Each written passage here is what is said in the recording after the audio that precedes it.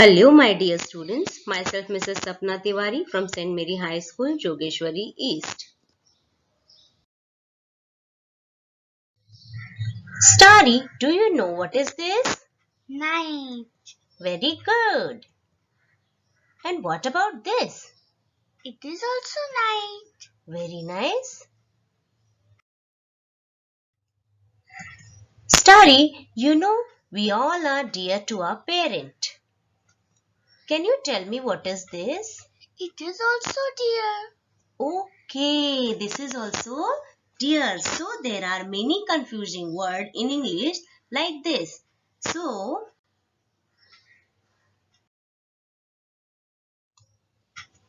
Star is thinking why English is so hard. So our today's topic is why English is so hard. Let's learn more about this poem. Before we try to understand why English is so hard, let us understand a little bit about English. So before we understand about the poem, let us understand what is English.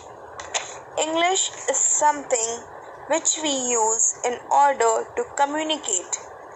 Communicate means to tell our ideas to others. So English is a language. And why this English is called a language. Now, what is a language? Suppose there are two people and these two people want to tell each other something. Example, this girl want to say, "How are you?" So the second girl, after hearing this question, will answer and say, "I am good, thank you." So, what are these girls doing? They are using a language. They are communicating with each other. They are telling each other something. So, what is a language? Language is something which we use for communication. So, just like English, there are other languages also, like Hindi. Hindi is our national language. Next is Marathi. Marathi is our state language. You must have also heard about languages like Gujarati, Tamil, Telugu, etc. And there are so many other languages also. These languages are from India. So these languages are called Indian languages. Just like India, people around the world also speak different languages. So people in France speak French language. People living in Spain speak Spanish. People in Holland speak Dutch. People in Saudi Arabia speak Arabic language. And Latin is also a language from which a lot of English language is born. So this is about language, and any language is used for communication, and there are so many words in a language, isn't it? And English is a language is also made up of so many words. So English is also a language like other languages that we speak. So why this English language is considered to be difficult? Let's see the poem why English language is difficult or hard to learn. So first we will read the poem. Why English is so hard? We'll begin with the box, and the plural is boxes. But the plural of ox should be oxen, not oxes. You may find a lone mouse or a whole lot of mice, but the plural of house is houses, not highs. If the plural of a man is always called men, why shouldn't the plural of a pan be called pen? And I speak of a foot, and you show me your feet. But I give you a boot, would a pair be called beat? That one may be that, and three may be those.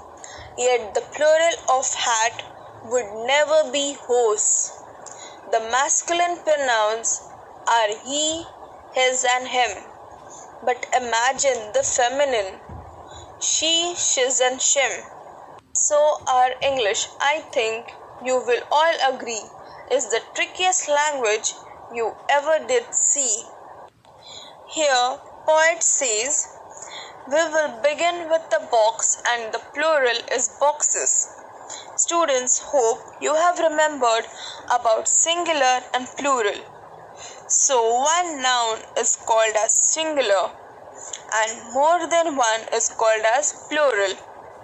So, a one single box is called as a box, but when it is in more quantity, we called it as boxes.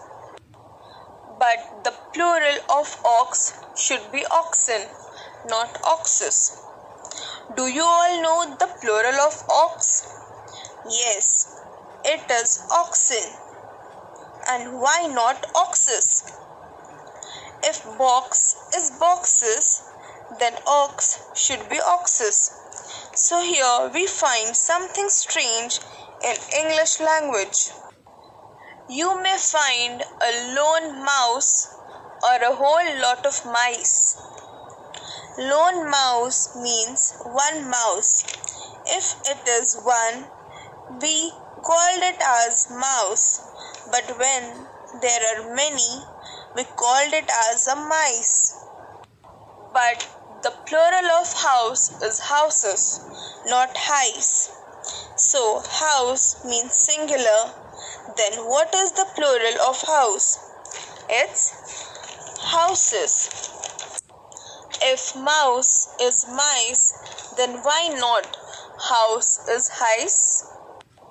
If the plural of a man is always called men, a single person is called man, then the plural of man would be men.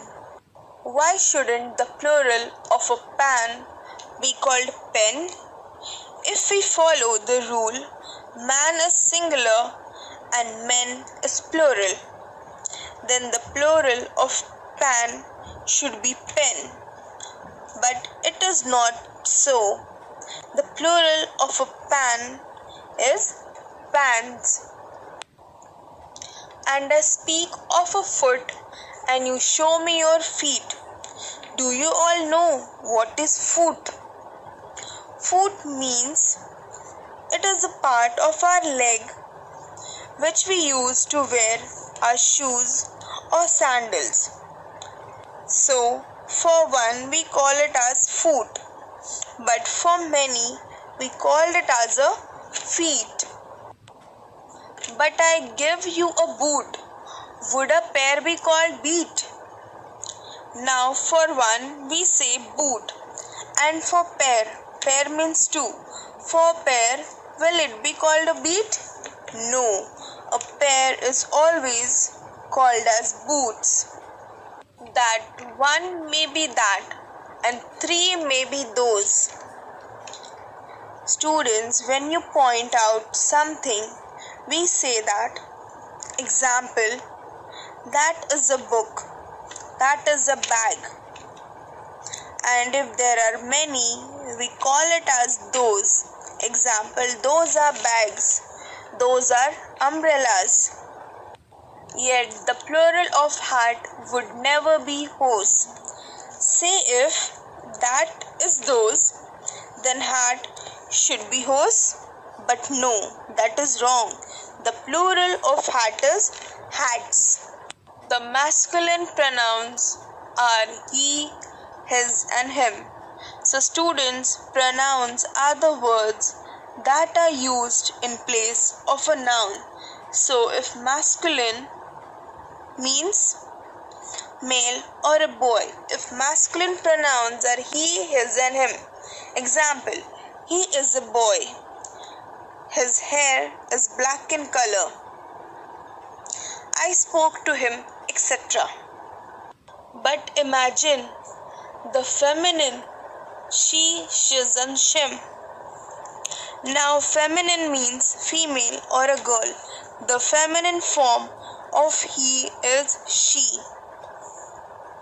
The feminine form of his is her, but not shiz.